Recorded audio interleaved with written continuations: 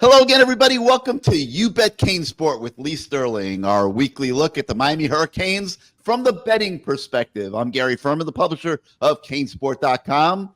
A little bit richer this week, thanks to the man to my right on your screen, Lee Sterling of ParamountSports.com. Lee, I'm glowing, man. I spent the last 2 weekends at sportsbooks, took advantage of a bunch of your picks, combined them with one or two of my own. But all they did was win, win, win, no matter what, baby. It was like, show me the money. It was a lot of fun, quite frankly. I hope the Seminole Indians. Did they ban you yet, Gary? No, I did not get banned, but I'm also made a quick exit out of town. First I was in Philly for the Miami Temple game, went to the sports books up there, and then I made a little side trip to New York this past weekend. And they have sports betting there. So I was able to make my wagers and take advantage of your picks. And I got to tell you guys, it worked, at least for these 2 weekends.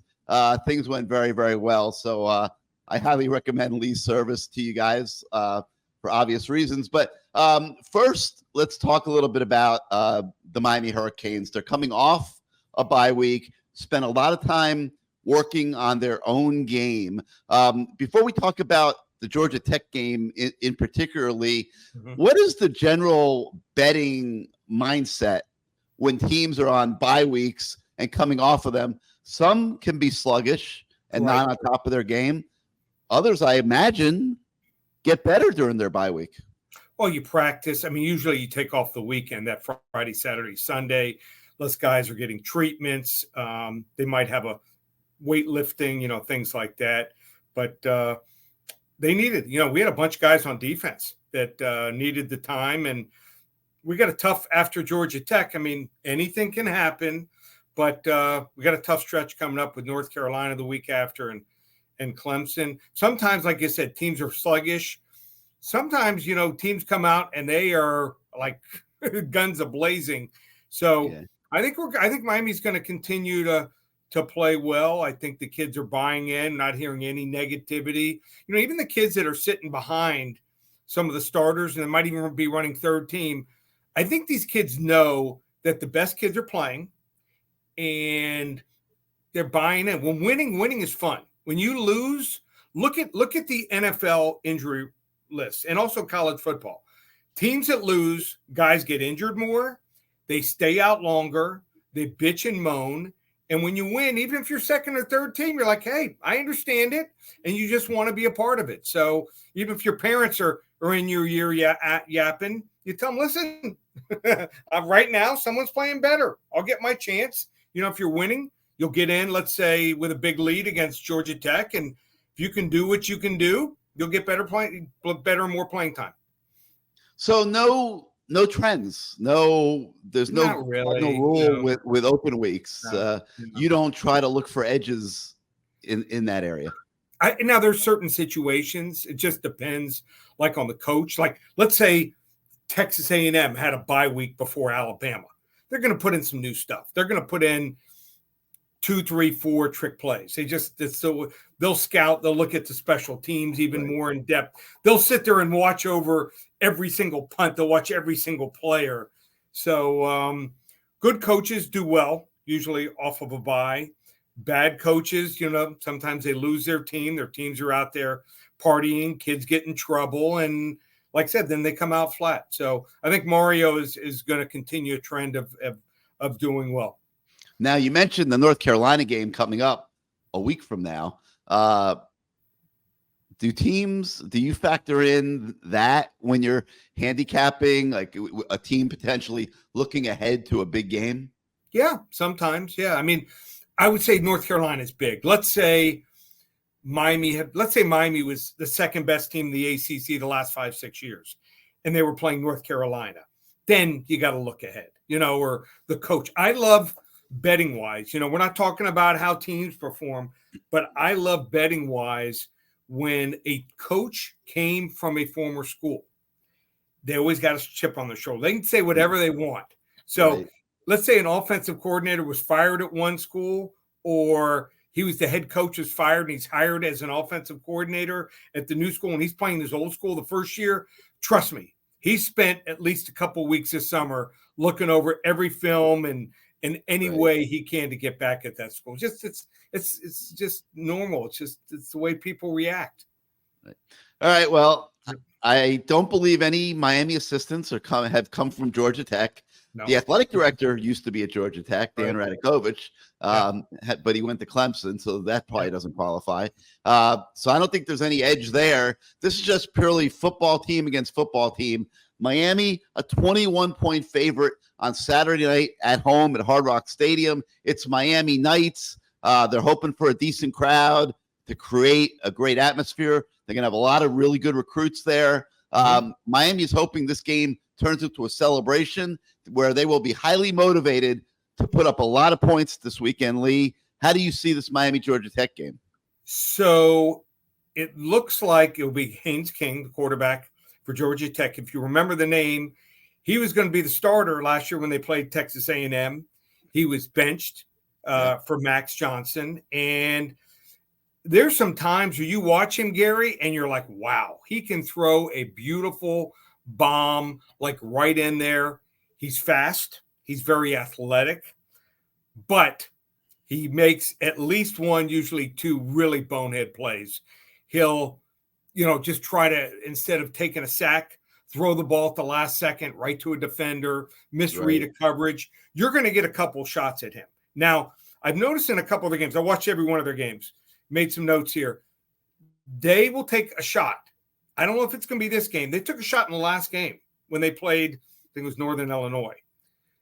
They took a shot, I think the second, third, fourth play, they went down the field and hit on a bomb.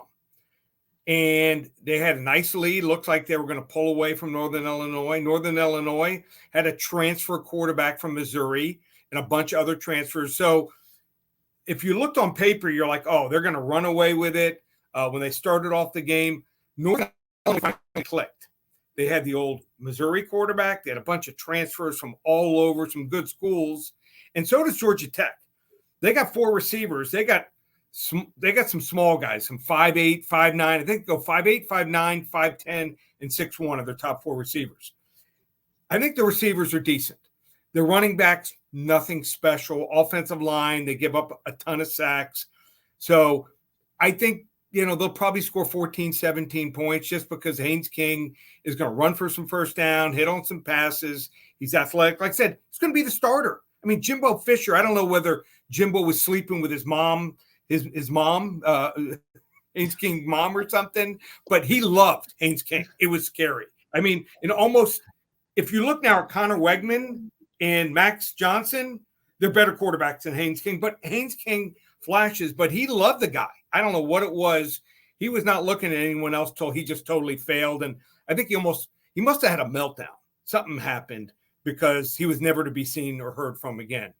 So I think they'll score 14, 17 on us. On defense, they are awful, and they have no depth at all. Their linebackers, I think we can run on them. I think something like – so I think Northern Illinois ran for like 175, and whoever they played before that, I believe it was Wake Forest, ran for like 225 on them. Wake Forest ran for 225, and Wake Forest is not good this year. So combined 400 yards. I think we can run on them right up the gut and off tackle. Don't get too fancy. Don't do double reverses. Don't do sweeps. Just power them out. And eventually, even by the third quarter, they don't have the depth on the defensive line or linebacker position. Also, their linebackers get lost in coverage. You can throw play action to running backs out of the backfield, tight ends, and gain 20, 25, 30 yards all day long. So as long as we play fairly well and don't turn the ball over two times, I'd take Miami here. I think they win this game 41-17. They're going to have 5 exceptional receivers in the recruiting section on Saturday night, including the nation's #1 prospect, Jeremiah Smith. So the scouting report might say pound it, pound it, pound it. I think they're going to be looking to throw it because no. Trust me, they might after a while. Yeah, but they're going to want to put on a show for these kids. Well, they want to win the game first, and the weakness of Georgia Tech is running and throwing to those guys. Right. They don't give up many long balls, does Right. Georgia Tech, but they give up a few. Eventually they get beaten up and they have to come in. Like I said, I'd pound them, throw in the flats, and then when they come up, then throw up top. Play So, action. yeah. Well, it's going to be interesting, because you got some conflicting agendas there. They might be able to run for 300-400 yards in this game if they wanted to, but that's not going to impress Jeremiah Smith. They're going to want to throw for 300-400 in this game. So it'll be interesting. It's going to be a fun night. Miami Knights at Hard Rock on Saturday night. Make sure you get out there, bring your friends, help the Miami Hurricanes put on a big show on Saturday. All right, Lee, a couple other games I wanted to ask you about. Huge game in terms of college football with Texas and Oklahoma meeting for their annual game at the Cotton Bowl. The Longhorns, the glamour team right now in college football because they went to Alabama and beat the Crimson Tide. They are a 6-point favorite over Oklahoma. How do you see that game? Well, they're more of an unknown factor. Oklahoma's played no one. I looked at, I think, the 4 or 5 quarterbacks they played. None are, I don't even think, in the top 75 as far as passer rating. They got to face a bunch of guys that can't read defenses or new in the system.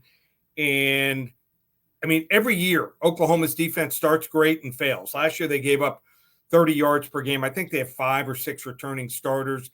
They're talking about how they're so much better. They do look a little bit better. I think Texas is just athleticism here. Even special teams usually very good. Might be the difference.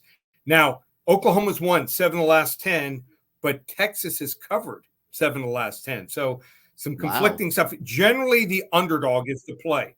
Generally in this series. So when I was younger, I had an uncle who was a scout for the Cowboys. He used to fly me in, and I used to go to the OU Texas game. It's during the Texas State Fair. Ever see the mascot, Big Tex? So he's right there when you walk in. It's a great weekend. And, I mean, half is orange, half is red. There is no love lost. It's the Red River Shootout. They changed the name. It's back to the Red River Shootout. Just think that Texas has a little bit more firepower here. As long as they don't turn the ball over a couple times, I think they're the right side. But you never know. It's a tough game, and underdogs have historically done extremely well. So, but I still like Texas here in this game.